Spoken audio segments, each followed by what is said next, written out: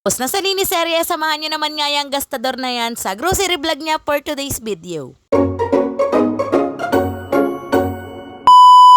After ko nga maglinis kahapon, nagpahinga lang ako ng bahagya at nung kinahaponan ay dito naman nga ako nagpunta sa Dali Everyday Grocery sa Barandal. Eh ano ba ang gagawin sa grocery? Eh di mamimili. Ama ko nga ang iyan nyo sa pamimili dahil yung mga pinsan ko ay hindi nga sila available ng mga oras na yan. Pasok nga namin, eto na sipat ng mata ko yung pinsan ko kasama nga yung kanyang pinakamamahal-mahal sa buhay, huy. Pero hindi naman para makipagchismisa na matagal kaya tara mamili na tayo. Ali dito nga sa Dali Everyday Grocery sa Barandal, ang bubungad nga sa'yo ay ang mga napakaraming kape. Hindi ko nakakalimutan ang kape ng inyong daddies ko dahil tiiya lang naman yung magwe-welcome sa'yo pagpasok mo.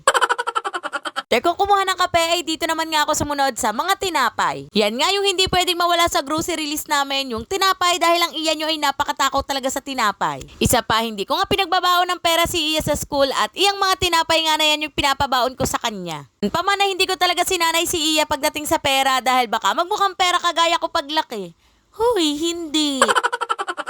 Sa vlog na to ay meron nga akong daladalang listahan at ang mga nakapaloob nga doon sa listahan ay yung talagang kailangan lang talaga namin. Ako yung makikita sa grocery vlog natin ngayon na hindi namin kailangan sa bahay pero kinuha ko. Hindi ganun mag-grocery si Ate Girl, hindi yan one day millionaire. Grocery ako minsan kung may kukuhanin ako na bagay na hindi naman kasama sa listahan ay nako pinag-iisipan ko talaga ng 10 beses yan. Helte, hindi naman ikaw yung nagtatrabaho para gumastos ng bongga at maging one day millionaire sa grocery. Ano talagang mag-budget ng bonggang-bongga. Pero aminin, isa talaga yung pagbabudget sa napakahirap na ginagawa nating mga housewife lalo na nga pag kulang yung babudget eh. Diba mga ate ko, magkano ang budget nyo sa loob ng 2 linggo? Sa sobrang mahal na mga bilihin ngayon ay nako yung 1K mo ay hindi talaga aabot ng 2 linggo, parang pang tinapay lang yun ng mga anak nyo. Hirap din talaga dahil pataas ng pataas yung bilihin. Dapat yan talaga yung pinagtutuunan ng mga nakaupo, hindi yung kung ano-anong project yung iniintindi sa buhay. Mga project na alam natin na sila lang naman yung makikinabang kaloka. Yan, nag-grocery vlog lang tayo pero biglang uminit ang ulo ni Ate Girl sa mga nakaupo na yan.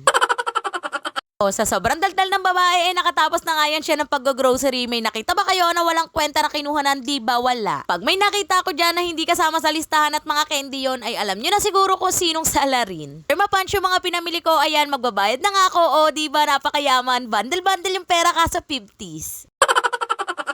Ayan na nga lahat na napamili natin ngayong grocery vlog natin, yung mga nakalista sa aking listahan. Yung ginawang pagbabudget ng babae dyan yung tipong nagbawas yan siya ng mga pieces ng Colgate, pati na rin nga ng mga shampoo. Pero grabe, napakamahal pa rin talaga na napamili niya. Expected ko nga na mura lang yung mapapamili ko, pero grabe, hindi ko inakala na ganun yung magiging total. Mga ibang binili yung babae yan, yung mga nakalista lang talaga, pero wala tayong magagawa, ganyan talaga ang buhay. Gagalingan na lang sa pagboto sa susunod. Huy, bakit naman napasama yung pagboto, ti? Hanggang dyan na lang muna, i-follow nyo yan siya para sa mga next mini vlog natin. Bye!